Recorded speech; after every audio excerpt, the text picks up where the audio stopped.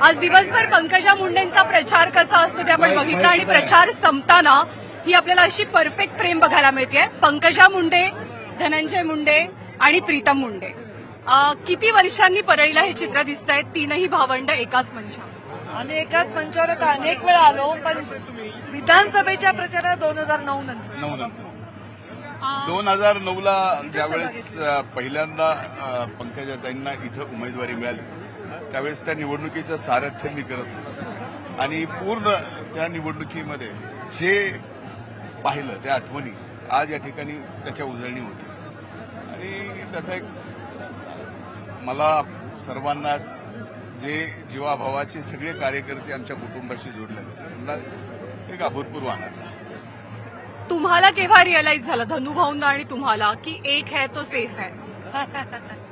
आम्हाला एक आहे ते सेफ आहे माहीतच होतं. आम्ही आमच्या मार्गावर होतो, पण आम्ही कधीही असा दुस्वास आमचा आता ठीक आहे आम्ही एकमेकांना विरोध केला, एकमेकांच्या विरोधात पडलो, निवडून आलो, पण आता एक आहे ते सेफ आहे मला वाटतं आता आम्हाला कळलंय का.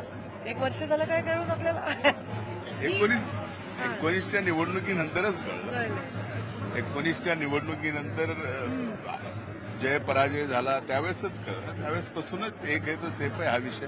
पण कधी कधी काही असतं ना राजकारणामध्ये की बघा आपण एकीकडे म्हणतो की ज्या पद्धतीने प्रारब्ध आम्ही भोगला बरोबर, संघर्ष करावा लागला, ह्या सगळ्या गोष्टी.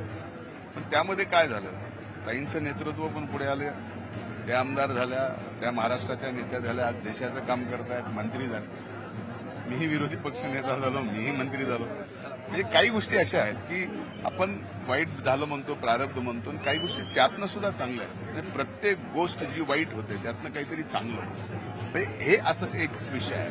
पण ठीक आहे तो संघर्ष नसावा, ह्या सगळ्या गोष्टी आहेत त्या मिळवण्यात काही नाहीये, पण हे जे समाधान आहे ते वेगळं. अच्छा, ही समेट घडली कशी? त्याच्यात मी त्या समेटाचाही पार्ट नव्हते, मी त्या वॉरचाही पार्ट नव्हते, म्हणून मी ते काय म्हणताना new kid on the block. त्या दोघांनी एकत्र काम केलेलं आहे, त्या दोघांनी एकमेकांच्या विरोधातही काम केलेलं आहे.